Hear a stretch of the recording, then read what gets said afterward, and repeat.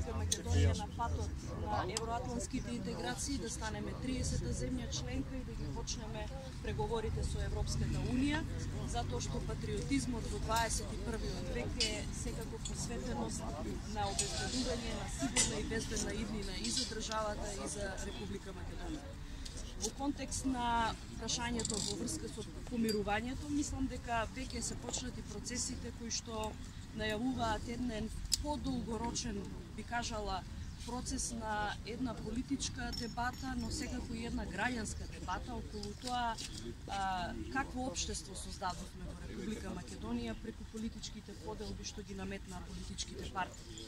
Имајќи го во предвид тоа, свесни за сериозноста на моментот во кој што се наоѓаме и за потребата на идните генерации да им оставиме мир и почитување, меѓусебно почитување, сметаме дека во Република Македонија е потребен процес на меѓусебно помирување, не само на политичарите, туку пред се на граѓаните, имајќи во предвид дека секако поведенијата на политичарите рефлектираат и однесување на граѓаните, особено ако се има во предвид дека повеќе или помалку сите се некои активисти или симпатизери на политички партии.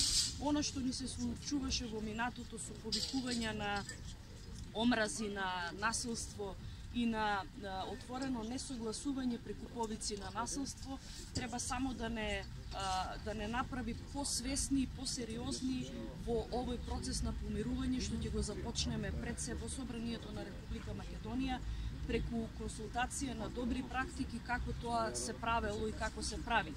Имајќи во предвид дека многу други држави во Европската Унија и особено на овие бивши југ простори и текако работат на прашањата на помирувањето, имајќи во предвид дека и се постконфликтни општества и на вистина ни треба една симбиоза околу овие наднационални интереси на Република Македонија. Со кого би се помириле? Со овие исклучениви од ВМРО или со овие што стануваат во опозиција на пратени процеси? Да. Знаете, помирувањето, ако мислите лично, јас со никого не би се помирила, бидејќи со никого не сум во лоши односи. Не, зборувам како политички. Зборуваме политички, дека навистина она што го рефлектира собранието како амбиент, како атмосфера за работа, мора да обезбеди спокојство помеѓу граѓаните.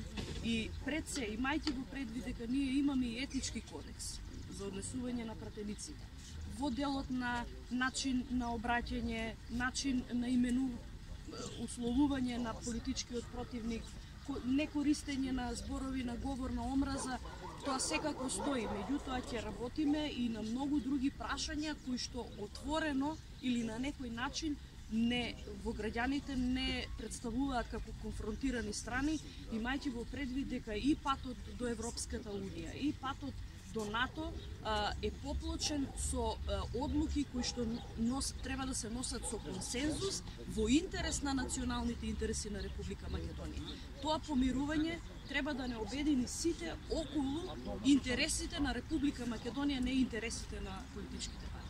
На техничко современските процедури, дали е возможно и кога тоа би се случило ако се исполнуваат условите да не биде оценен имунитетот на нашиот пратеник Никола Груевски и доколку судот ги процесуира сите оние поставки околу случајот Енка?